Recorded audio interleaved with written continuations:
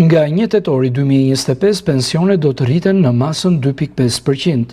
Qeveria Rama ka miratuar vendimin e indeksimit të pensioneve për 721.398 pensionistë. Nga vendimi do të përfitojnë kategoritë e pensionit të pleqërisë, invaliditetit dhe familjarët. Pjesë e këtij vendimi do të jenë edhe qytetarët të cilët dalin në pension, duke filluar nga ky 1 tetor. E mora, na i rriti 2 leka e gjysmë. Ajtë kënaqur jemi sa. Hiç fare. 2700 lekë litër. Hiç fare, më mirë mos e kisha dhënë. Edhe një kryeministër pa shkollë të ishte. Fare, he? Po fati që e vun atje. Nuk do pranonte një rritje të tillë kaq minimale.